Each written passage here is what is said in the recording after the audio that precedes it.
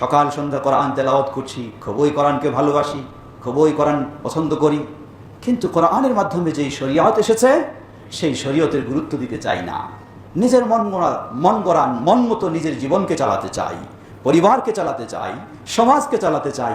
কোরআনের দেওয়া, সুন্নাহর দেওয়া, আল্লাহর দেওয়া শরীয়তকে গ্রহণ করতে চাই না। তাহলে কখনোই ঈমানের উপরে অবিচল থাকা সম্ভব হবে না। এজন্য আল্লাহর দেওয়া শরীয়ত, কত ভ্রষ্টতার মাঝে আজকে আছি আমরা। লক্ষ্য করুন, চলছে দেশের একটি কোনায় বা এক জায়গায় একটি বড় ধরনের সম্মেলন। প্রশাসন সকলেই অত্যন্ত শান্তিপ্রিয়ভাবে, শান্তিপূর্ণভাবে যেন সেই সম্মেলন পালন করতে পারে, যেন বসে বসে সবাই গাঁজা টানতে পারে। সেই লালনের ইবলিসি কত রকমের কর্মকাণ্ড সব চলছে। মনে হয় যেন এটাই একটা আরেকটা ইসলামের সাইড। লা হাওলা ওয়ালা কুওয়াতা ইল্লা বিল্লাহ। বললাম কেন কথাটা প্রসঙ্গক্রমে? শরিয়া এটা হলো মূল বিষয়, কিন্তু এই সব ভণ্ড ইবলিসেরা তারা বিষয়টিকে ভাগ করেছে। ফার্স্ট স্টেপ হলো শরিয়া, তারপরে হলো তরিকত। প্রথমে শরিয়ত, তারপরে তরিকত, তারপরে মারিফত, তারপরে হাকিকত। এই ইবলিসেরা তারা শেষ স্তরে পৌঁছে গেছে। শেষ স্তরে হাকিকত মানে হক এর পর্যায়ে লেভেলে পৌঁছে যাওয়া। হক হলেন আল্লাহ সুবহানাহু ওয়া তাআলা। এই ইবলিসেরা নাকি সেই লেভেলে পৌঁছে গেছে, আল্লাহকে যেমন সালাত আদায় করতে হয় না, আল্লাহর কোনো বাধা নিষেধ নেই, এই ইবলিসদের নাকি এজন্য কোনো বাধা নিষেধ নাই। মন চাইলে গাঁজা টানবে, মন চাইলে অশ্লীলতায় হাবুডুবু খাবে, মন চাইলে যা মন তা করবে। লা হাওলা ওয়ালা কুওয়াতা ইল্লা বিল্লাহ।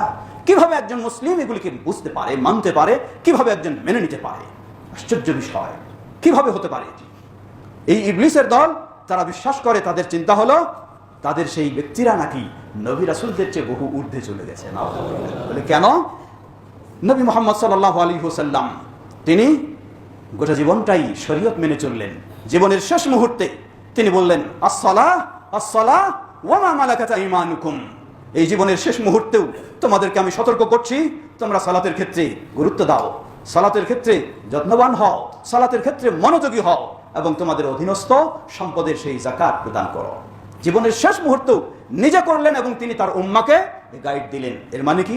এর অর্থ কি? এর অর্থ হলো গোটা জীবনটাই শরিয়া মেনে চলতে হবে। এটাই হলো ইসলামের বিষয়।